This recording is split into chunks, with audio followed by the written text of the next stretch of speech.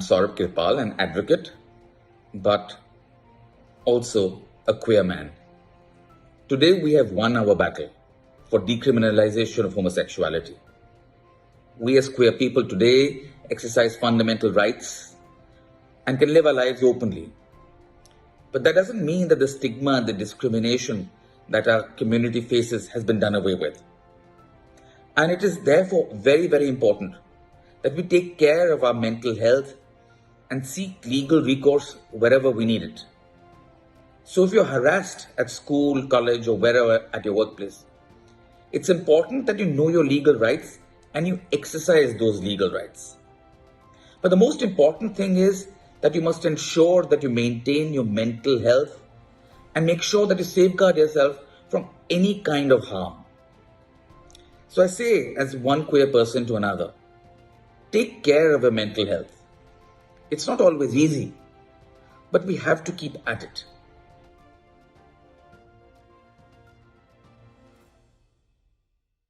Hello, my name is Dr. Aksa Sheikh. I'm a medical doctor and a proud transgender woman. I'm also an advocate for the mental health of queer and trans and gender non-binary individuals. As transgender people, we often face a lot of systematic harassment, abuse, discrimination, and bullying. And this can affect our mental health to a great extent. No wonder transgender individuals are at a much higher risk of developing mental illnesses or dying by suicide. And also, when it comes to accessing mental health care services by trans individuals, there are many barriers in place. We need to understand that mental health is very important determinant of even our physical health. And therefore, as we take care of our bodies, it's also important to take care of our mind and of our mental health. So do not be ashamed for seeking mental health care services from mental health care experts or from the community members or organizations providing queer affirmative mental health care.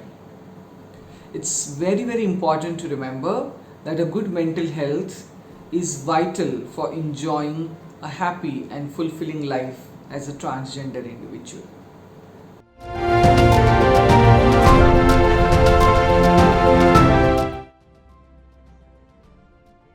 My name is Sunil Gupta, and I'm an artist and educator, and I'm here to talk to you about LGBTQI youth and mental health. This is an issue that's been a long time coming. As a gay man who's been out for a very long time, I've been involved with the struggle for gay liberation since the 1970s. It's been very important to change the law in various countries to legalize gay sex. This very important struggle has taken up most of the time of our communities at the expense of other issues which are equally important. Mental health is one such issue and one that is often difficult to speak about. It particularly affects our youth. LGBTQI young people are often living in very isolated ways, either at home with families or at halls in universities and colleges. They're often subjected to extreme pressures from families, friends, and peer groups of students at college to make them conform to heteronormative lifestyles, whether they like to or not. Often they have no one to turn to. Therefore, it's become imperative that something needed to be done. And I'm glad that there are some initiatives now unfolding to address this very important issue around the mental health of our LGBTQI young people.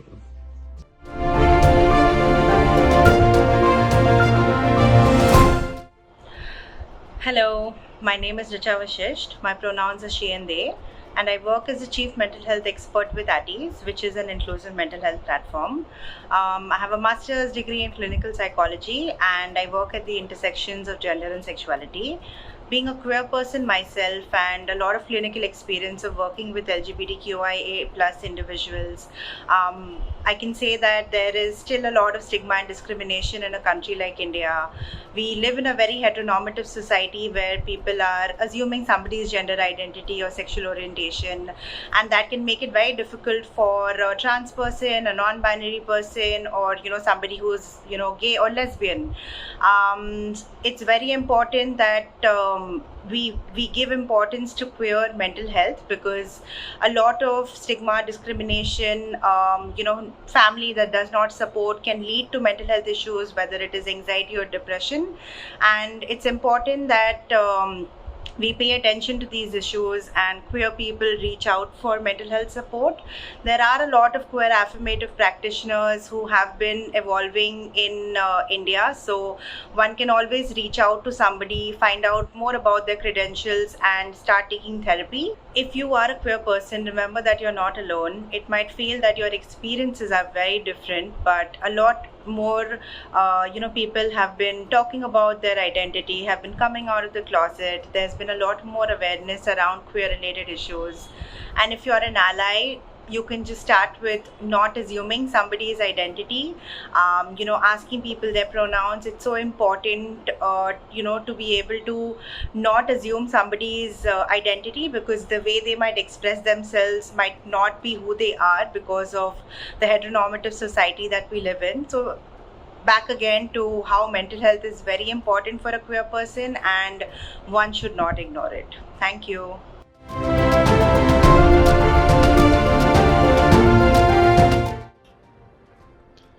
Hello, my name is Chapal Mehra and I am associated with the Rahat Project. The Rahat Project is a project that works specifically around LGBTQIA mental health. As a queer person, you and I face numerous mental health challenges. We fight discrimination, stigma.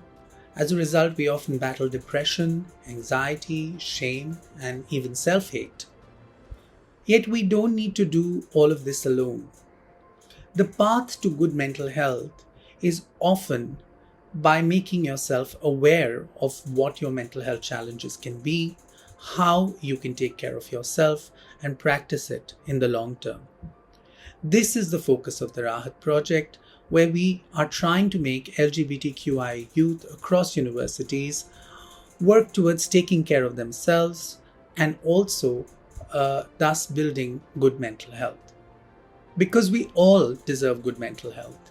It helps us live meaningful and purposeful lives, it helps us form healthy relationships, and most importantly, it improves our quality of life. So with these ideas, I invite you to engage with this work. Your thoughts, your suggestions, your inputs are all welcome. This is a long-term continuing conversation around mental health of queer individuals, and all ideas are welcome. This is not something that can happen in isolation. So if you are a young queer person who wants to engage with this project, please do reach out to us. Or if you're a community member who in any way would like to give us inputs, we welcome them in any way possible. So thank you, and we look forward to working with you on improving LGBTQI mental health. Thanks.